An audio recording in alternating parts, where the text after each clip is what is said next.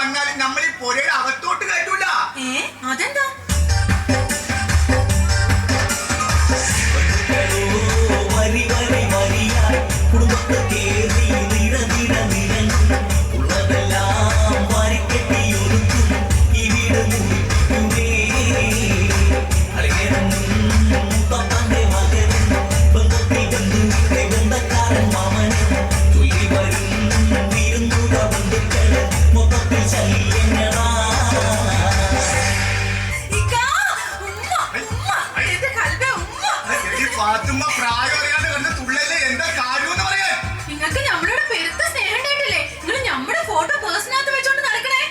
എന്തെങ്കിലും എടങ്ങേറായിട്ടുള്ള പ്രശ്നങ്ങളിൽ പെട്ട് ആകെ ചുറ്റിത്തിരിഞ്ഞ് നട്ടം കരഞ്ഞ് അലാക്കിന്റെ അവലും കഞ്ഞി പരുവത്തിൽ ഇരിക്കുന്ന സമയത്ത് നിന്റെ ഈ ഫോട്ടോ എടുത്ത് വെച്ച് നോക്കുമ്പോ നമുക്ക് ഒരാശ്വാസം കിട്ടും. അതല്ലെങ്കിലും അങ്ങനെ എന്തെങ്കിലും പ്രശ്നങ്ങളിൽ പെടുമ്പോ ആണുങ്ങൾക്ക് ഭാര്യമാരുടെ ഫോട്ടോ നോക്കിയാൽ ഒരു ആശ്വാസം തന്നെയാ.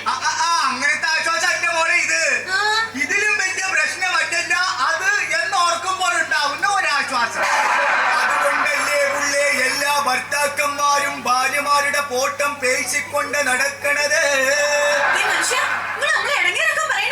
ഇല്ല, നിങ്ങൾക്ക് നമ്മളോട് സ്നേഹമുണ്ട്. നിങ്ങൾ ഓർക്കണ ഞാൻ പെണ്ണ് കാണാൻ വന്നപ്പോ ഞാൻ കൊടുത്തിരുന്ന സാരി നിങ്ങൾ ഓർക്കണ. പിന്നെ തീവണ്ടിക്ക് തലവെക്കാൻ പോകുമ്പോ വന്നത് KK എക്സ്പ്രസ് ആണോ മദ്രാസ് മെയിൽ ആണോ ജയന്തി ജനതയാണോ എന്നൊക്കെ ആരെങ്കിലും നോക്കുവാടി.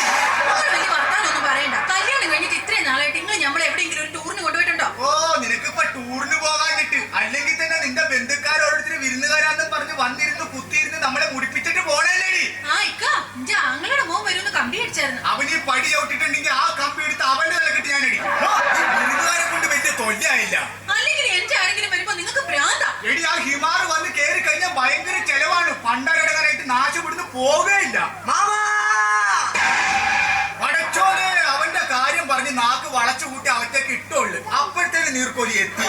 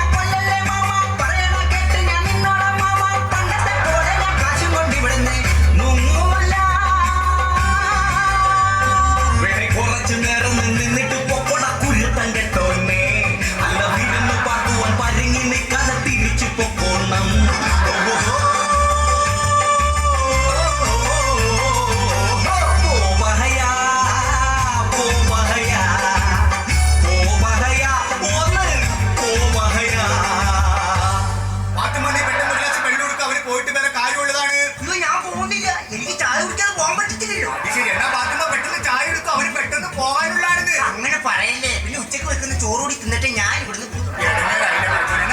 പെട്ടെന്ന് ചോറുണ്ടാക്കാം. അവര് ചോറിനിട്ട് പോയിട്ട് വേറെ കാര്യമുണ്ടെന്ന് എന്ന് പറഞ്ഞ വൈകുന്നേരം ഉണ്ടാക്കുന്ന ബിരിയാണി പിന്നെ ആര് തിന്നും? എന്നാ പെട്ടെന്ന് പോയിന്ന് വെട്ടിട്ട് ബിരിയാണി ഉണ്ടായി കൊടുക്കുമ്പോൾ അവര് പോണോന്ന്. അല്ല എനിക്കറിയാൻ മേലെ ചോദിക്കാൻ എന്നെ പറഞ്ഞു വിടാൻ മാമക്കന്നെ ഇത്ര ധൃതി. എടാ നിന്നെ കുടുംബത്തിൽ വെച്ചാൽ കൊള്ളൂല്ല. അത് തന്നെയാ എന്ത് ചെയ്തെന്ന് എങ്ങനെ പറയണേ? നിനക്കറിയാൻ പാടില്ലായിട്ടാണ്. എടാ നീ അപ്പുറത്തെ വീട്ടിലെ റസിയനോട് എന്തോ വേണ്ടാതിനും പറഞ്ഞിട്ട് നീ അവിടെ മാപ്പ് പറയാൻ ചെന്നാർന്നാ? എടാ മാപ്പ് പറയാൻ ചെന്ന ഒരാളെ എന്തിനാണ് പിന്നെ അവരെ കൂടിയിട്ട് തല്ലിയത്?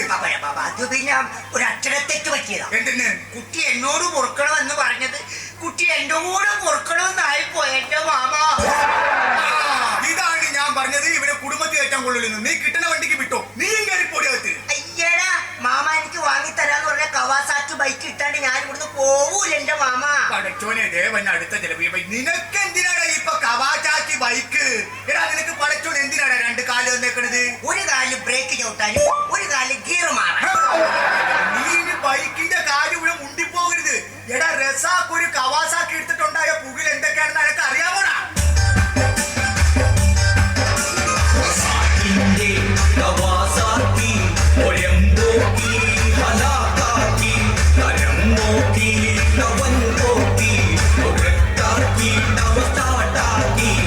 വെളിവില്ലാത്ത സ്പീഡാക്കി